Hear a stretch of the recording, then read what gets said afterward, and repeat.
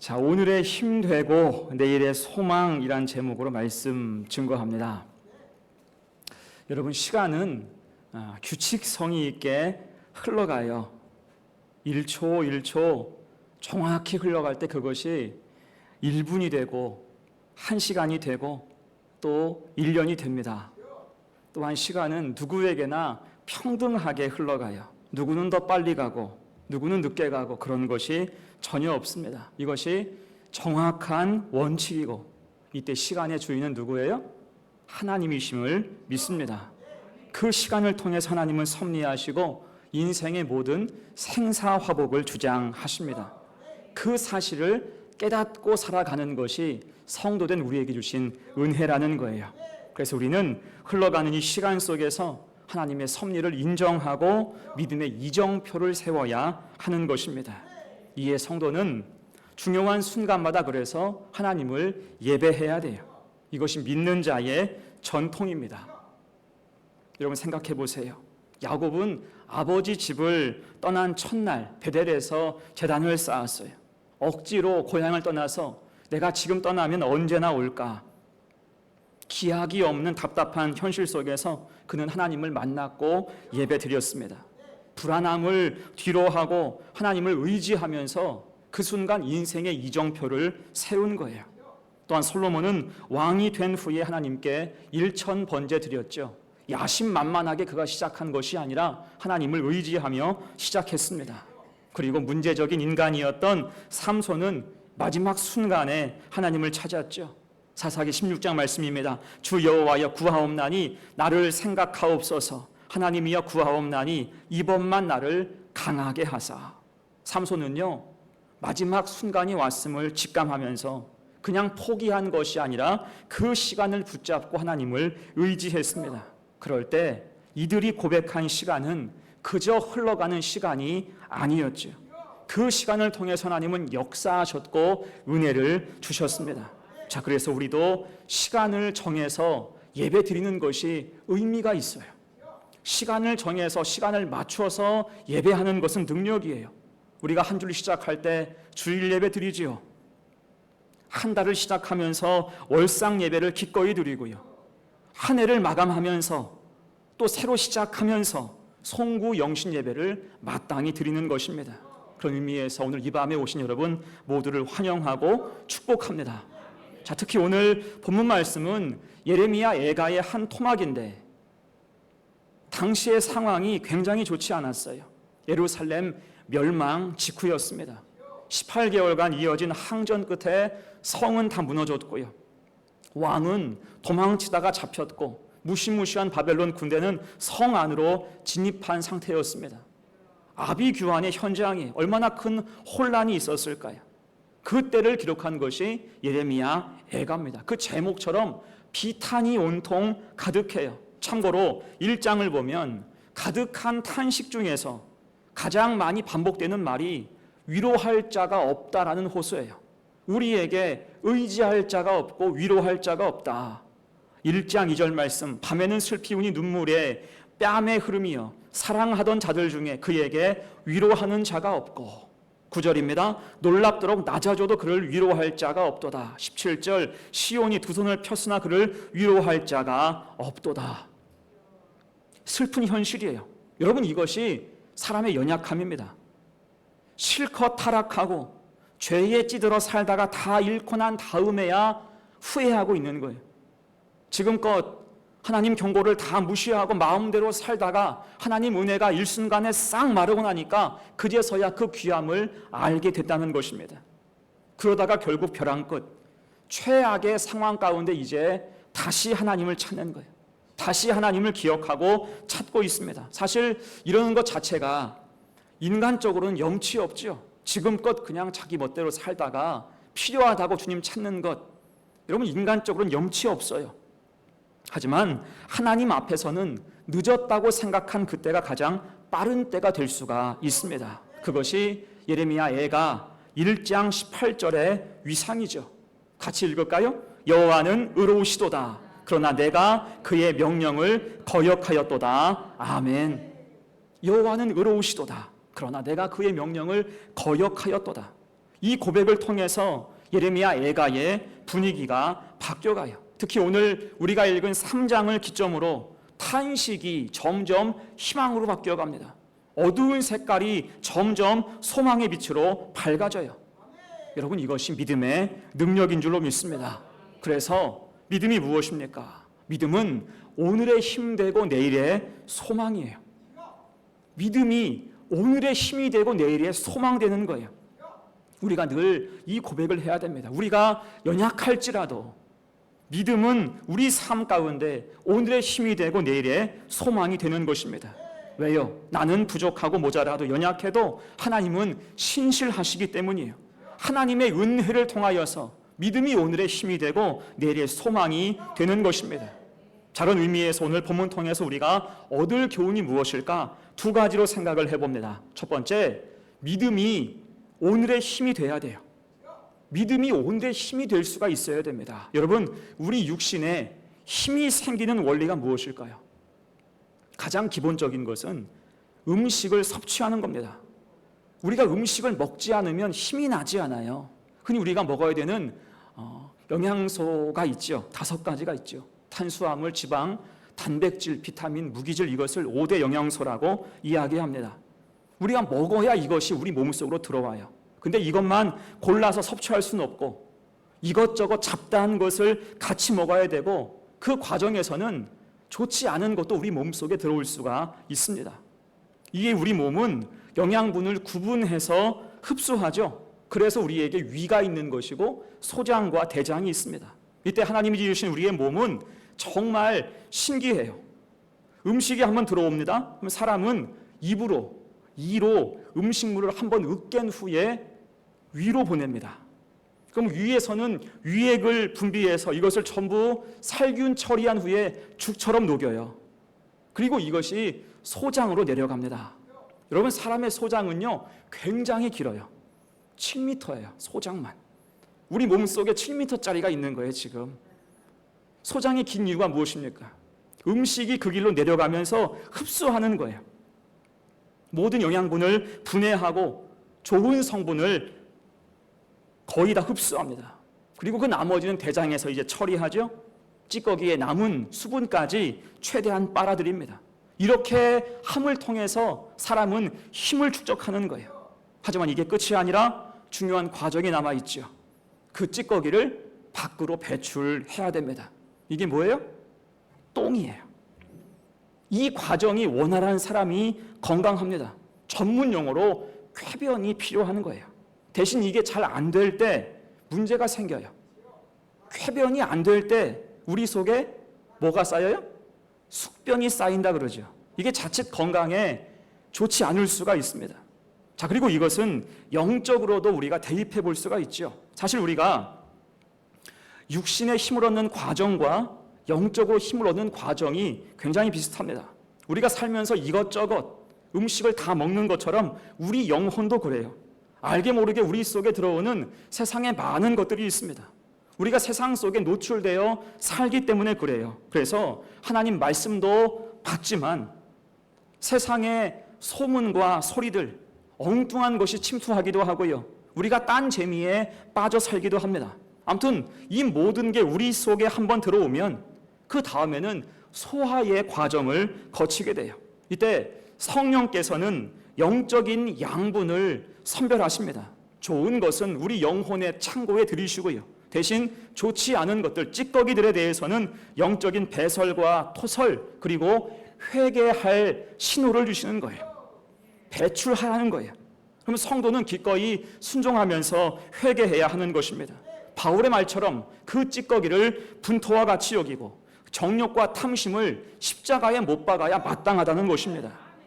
하지만 우리 속에는 그 회개를 방해하는 게 있어요. 그것이 바로 육체의 소욕입니다.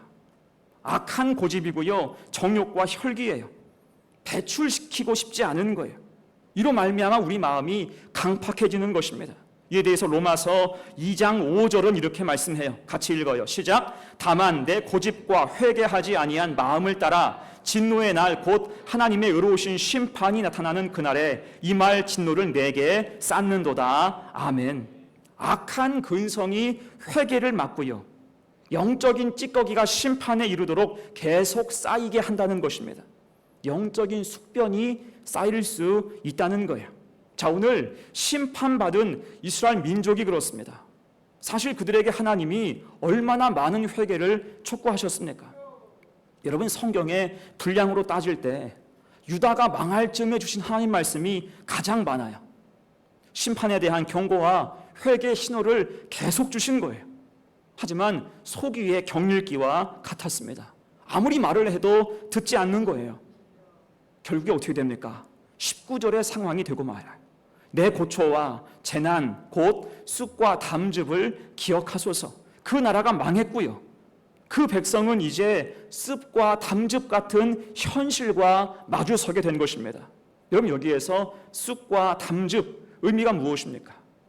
삼킬 수 없는 쓰디쓴 맛, 감당할 수 없는 현실이란 뜻이에요. 그럼 이 상황이 왜 생겼습니까? 그 백성의 죄와 불순종 때문이에요.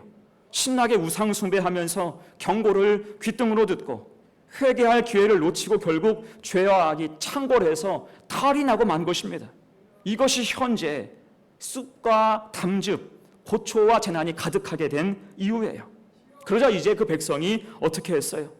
아까 보았듯이 다 잃고 나서야 낙심 중에서 하나님을 바라보게 됐습니다. 그것이 아까 우리가 보았던 한 토막의 회개 애가 1장 18절입니다. 여호와는 의로우시도다.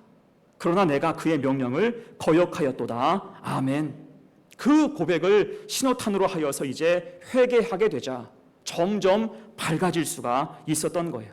그럴 때 오늘 20절 말씀 이하를 봅니다. 20절로 22절 말씀, 내 마음이 그것을 기억하고 내가 낙심이 되오나 이것을 내가 내 마음에 담아두었더니 그것이 오히려 나의 소망이 되었사옴은 여호와의 인자와 긍휼이 무궁하심으로 우리가 진멸되지 아니함이니이다. 아멘. 무슨 뜻입니까?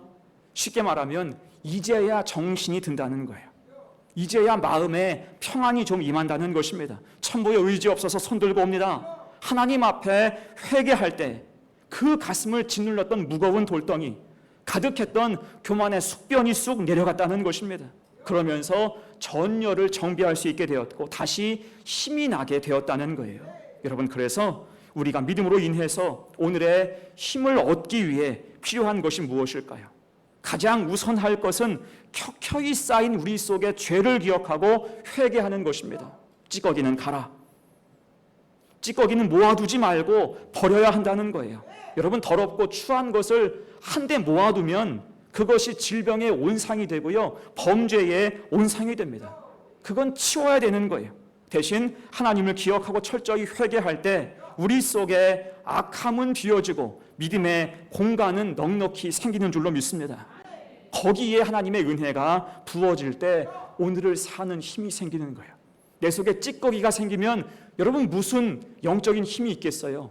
하나님 힘을 받을 만한 공간이 없는데 그것을 비우고 은혜로 채워 나아갈 때 오늘을 살아갈 힘이 있는 줄로 믿습니다. 그렇게 믿음이 오늘의 힘되는 성도가 되시기를 간절히 축원합니다. 아멘. 두 번째예요. 본문의 경우 두 번째, 믿음은 내일의 소망으로 이어져야 합니다. 사실 오늘 설교의 제목은 찬송가 393장, 아까 불렀던 찬송가에서 영감을 얻은 것인데 3절 가사가 이렇죠. 내 죄를 사하여 안위하시고 주 친히 오셔서 인도하네. 오늘의 힘되고 내일의 소망, 주만이 만복을 내리시네. 아멘. 우리가 영적으로 힘을 얻는 과정에 대해서 굉장히 정확하게 표현하고 있습니다. 중요한 것은 그 믿음이 오늘의 힘이 되고 거기에서 끝나는 것이 아니라 내일의 소망으로 이어질 수가 있다는 거예요. 여러분, 이것은 우리가 경험하는 거지요. 우리가 주님을 만나면 여러분 그 날만 기쁩니까? 행복합니까? 은혜 받으면 그 날만 감격이 있습니까? 아니죠. 그 은혜와 감격이 오늘의 힘이 되고 내일의 소망이 되는 거예요. 우리 역시 주님을 만난 단 한 번의 사건으로 인해서 일평생 주님 섬기기를 주저하지 않죠. 그 은혜에 우리가 붙잡혀 있기 때문입니다. 우리 속에 마르지 않는 기쁨을 주셨기 때문이에요. 이것이 신앙의 신비인 줄로 믿습니다. 사르밧 과부 생각해 보세요. 하나님 베푸신 은혜의 핵심이 무엇입니까? 마르지 않는 은혜였어요. 마르지 않는 은혜를 주셨습니다. 곧 하나님이 베푸신 은혜의 크기를 생각한다면 오늘의 힘은 당연한 것이고요. 내의 소망까지 이어질 수가 있다는 거예요. 자, 그러면 하나님 은혜의 크기는 실제 얼마나 될까? 하나님의 크기는 얼마나 될까? 이를 대충 가늠하게 하는 이야기가 있습니다. 여러분, 성경을 보면 혈루증이 나와요. 혈루증 들어보셨죠? 현대어로는 혈우병이라고 합니다. 이 병은 선천적으로 타고나는 유전병이에요. 혈액 응고 인자가 없어서 지혈이 안 되는 병입니다. 당연히 사람이 병약하고요. 운동이나 일상생활도 잘 감당하지 못합니다. 상처 나면 큰일 나는 그런 사람이에요. 이와 관련된 유명한 두 가지 사건이 있지요. 하나는 러시아 제국이 무너진 사건이었어요. 제정 러시아의 마지막 황제가 니콜라이 2세인데요. 그에게는 딸만 4명이 있었어요. 저랑 똑같아.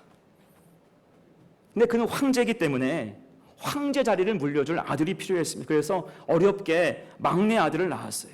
그 이름이 알렉세이 노마노프예요. 문제는 그 아들이 혈우병 환자였다는 거예요. 황태자인데 병약하기가 이를 데 없어요. 외가 쪽에 유전병이 혈우병이었거든요. 이에 황제 부부는 근심이 가득했고 이 아들의 병을 고치기 위해서 백방으로 알아보다가 불행하게도 사입이며 돌팔이인 사람을 만나게 되죠. 그의 이름이 그 유명한 라스푸틴이에요. 아주 기가 막힌 사기꾼이에요. 그는 혈우병을 고칠 수 있다고 접근을 했습니다. 그러다가 실제로 중증이 아닌 황태자의 건강 상태가 호전되니까 황후 엄마가 너무 좋아하는 거예요. 그래서 황후의 신임을 얻게 되었고 황제의 지원을 전폭적으로 받게 됐습니다. 나중에는 황태자의 주치의, 황제의 스승을 자처하면서 권력의 중심에 서게 되었고요. 온갖 악행을 저지르면서 제정 러시아를 파탄으로 몰고 갔습니다. 이를 계기로 발발된 것이 공산주의의 물결, 레닌의 볼셰비키 혁명이 거기에서 일어나는 거예요. 곧 러시아는 혈우병 때문에 망했다. 그런 이야기가 맞는 말입니다. 자, 또 하나 혈우병으로 유명한 사건이 우리에게 익숙한 혈루증 걸린 여인의 이야기죠. 이때 여인도 백방으로 알아보면서 병의 치료를 위해서 애썼습니다. 하지만 고칠 수가 없어요. 이게 유전병이기 때문에 고칠 수 있는 병이 아니었습니다. 더 이상 그렇게 소망이 없자 이 여인은 어렵게 주님을 찾아왔고 믿음으로 주님 뒤로 찾아와서 주님의 옷자락에 손을 댔을 때 주님의 능력으로 고침을 받게 됐어요. 옷에 손을 댄 그 즉시 혈루의 근원이 말랐다라고 성경은 기록하고 있습니다. 주님은 대대로 내려오던 여인의 유전병을 즉시로 고치신 거예요. 제정 러시아를 망하게 하는 그 비밀을 준 병을 단지 옷자락에 손을 대는 것만으로도 고치신 것입니다. 더 놀라운 것은 이 사건의 가치를 현재적 기준으로 환산이 가능하다는 거예요. 제가 얼마 전 뉴스를 보니까요. 굉장히 흥미로운 기사 한 가지가 있었어요. 여러분, 세상에서 가장 비싼 약, 비싼 주사약이 무엇일까요? 요즘에는요, 유전학이 발달해서 유전 질환을 치료하는 약이 많이 개발됐는데 이것은 표준 치료제가 아닙니다. 똑같이 다 먹을 수 있는 치료제가 아니에요. 전부 개인 맞춤입니다. 그래서 주사 한 방을 맞으면 각종 유전병을 다 낫게 하는 거예요. 아주 획기적이고 놀라운 약이에요. 근데 문제는 가격이죠. 가장 비싼 약이 우리 돈으로 45억이에요. 45억짜리 주사 한 방. 효과는 확실합니다. 맞으면 낫는 거예요. 자, 그러면 무슨 병이길래 이렇게 비쌀까? 그 병명이 바로 주님이 고치신 혈루증, 혈우병 B형이에요. 약의 이름이 햄제닉스입니다. 그거 한 방 맞으면 혈루증 낫는 거예요. 45억짜리 약의 능력이에요. 자, 그렇게 생각을 해보면 주님이 혈루증 여인을 고치셨는데 그 치료 현재 가치가 얼마라고요? 45억이에요. 그 45억짜리 치료제를 주님이 여인에게 한순간에 무상으로 제공하신 것과 같습니다. 여러분, 누가 만일 나의 중병을, 나의 질병을 45억짜리 치료제로 낫게 해준다면 우리가 어떻게 할까요? 평생 그 사람을 은인으로 섬기며 살지 않겠습니까? 이것이 압도적인 은혜의 크기라는 거예요. 이것을 붙잡을 때 당연히 오늘의 힘되고 내일의 소망될 수가 있겠죠. 그 큰 은혜 아래 있으니까. 여러분, 더 나아가서 혈루증을 치료하는 것이 45억이라고 한다면 우리가 구원받은 가치는 도대체 얼마라고 평가할 수가 있을까요? 또한 우리를 인도하시는 그 섭리하신 은혜를 돈으로 환산한다면 얼마라고 우리가 매길 수가 있을까요? 한마디로 말하면 우리는 갚을 수 없고 감당할 수 없는 주님의 큰 은혜 아래 살고 있음을 기억하시기를 바랍니다. 현재적 가치로는 감당할 수 없는 거예요. 우리가 구원받은 것, 우리가 주님 앞에 서 있는 것, 세상은 다 놀고 먹고 차는 이 현실 가운데 믿음 가지고 나와 사람 찬송하는 구원받은 백성으로서의 가치가 여러분 비단 45억만 하겠습니까? 그 은혜 앞에, 그 크신 은혜 아래 사는 것이 우리 성도인 줄로 믿습니다. 자, 오늘 예레미야가 고백하는 것도 그런 거예요. 23절 말씀 같이 읽어요. 이것들이 아침마다 새로우니 주의 성실하심이 크시도소이다. 아멘. 여기서 말하는 이것들이 무엇일까요? 오늘의 힘든 하나님 은혜예요. 절망과 낙심을 이겨내고 일어서게 하는 힘이에요. 이것이 아침마다 새롭다. 주의 성실하심이 매일 가슴을 채우는 소망으로 가득하다는 것입니다. 그러면서 고백하는 말이 24절 25절입니다. 같이 읽어요. 시작. 내 심령에 이르기를 여호와는 나의 기업이시니 그러므로 내가 그를 바라리라 하도다. 기다리는 자들에게나 구하는 영혼들에게 여호와는 선하시도다. 아멘. 무슨 뜻입니까? 이제 마음에 확신이 든다는 거예요. 비록 나라가 패망했어도 당장 여러 환난과 어려움이 있어도 더 이상 이것으로 인해서 낙심하지 않고 하나님을 바라본다는 것입니다. 왜요? 이미 하나님의 크신 은혜를 체험했기 때문에, 하나님의 크심을 실감했기 때문에 그 하나님 붙잡을 때 오늘의 힘되고 내일의 소망이 될 수가 있었다는 것입니다. 여러분, 그래서 우리가 흔들리지 않는 내일의 소망을 얻기 위해서 필요한 것이 무엇일까요?